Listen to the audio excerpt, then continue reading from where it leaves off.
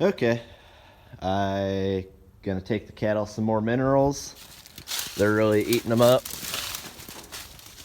And before I go do that, I believe I gotta fix something. Well, kind of fix it. And if you can see, CV shaft there, I destroyed that yesterday.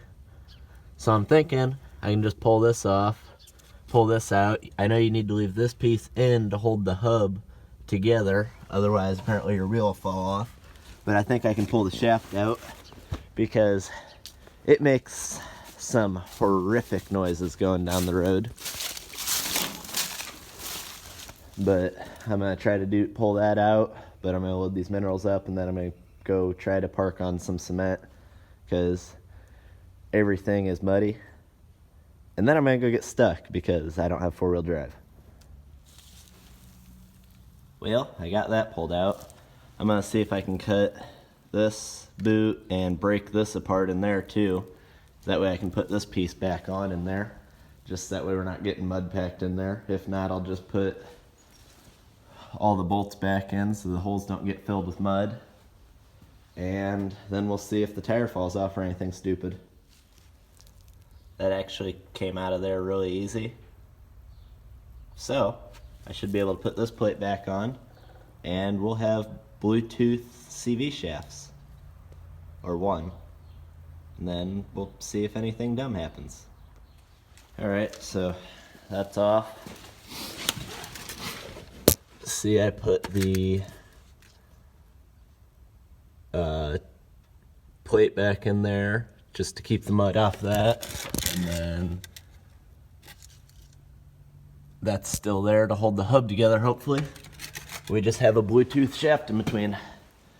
So now I'm gonna go try to feed the cows minerals and see if I get stuck. Well, I'm gonna give the cows the mineral blocks. I didn't get stuck yet.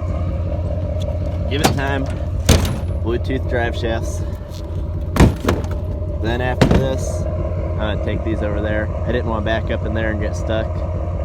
But we're gonna go work on my Bobcat, I guess. The oil's draining right now.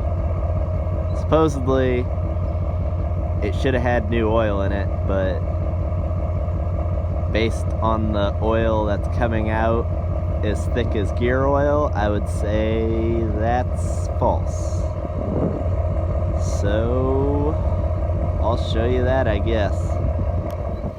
Alright, I got them up on the hill more back here. That way if it rains, this will fill in with water, but it won't get to them. Cows, I'm sure, are gonna come lick on those. Now to the Bobcat. Alright, I got a bale fed and locked in the corral.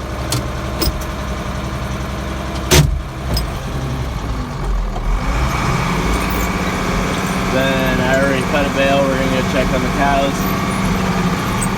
They seem pretty hungry today. I figured with all the snow off, they'd be finding plenty of food. But we got them fed now. Must be getting all the fields cleaned out and not finding much food.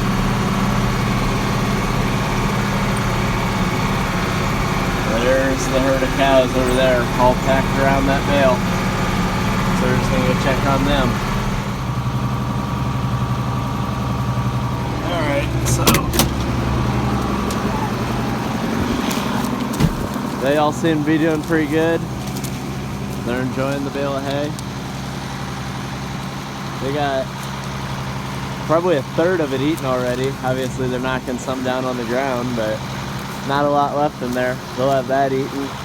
Hopefully I can skip tomorrow and then open up the corral for them to eat the next day.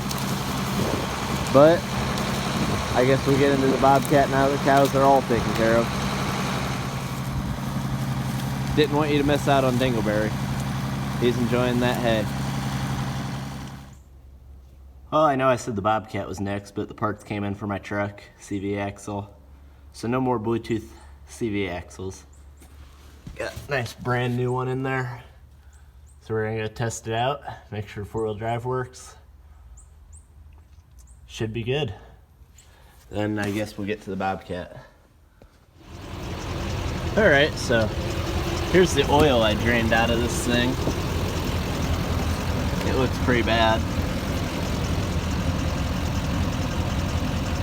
It's actually thinned out a little bit, right, because there was just a tiny bit of antifreeze left in there. It came out like pudding.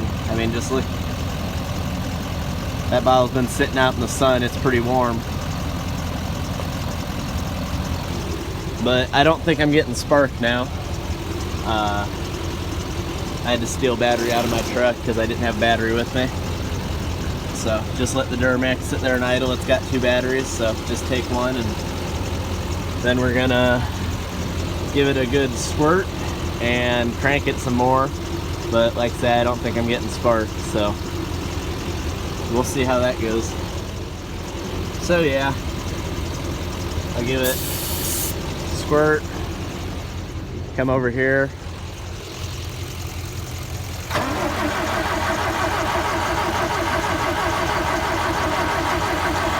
It doesn't do anything. So I probably gotta figure out spark, because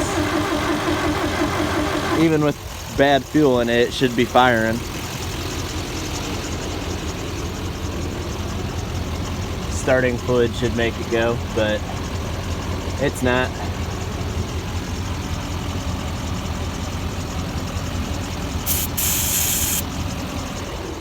Yeah, I'm giving it more than I should, but I really want it to fire.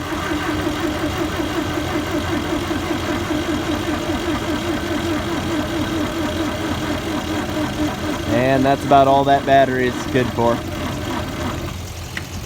I cranked it before I got the camera out too, so.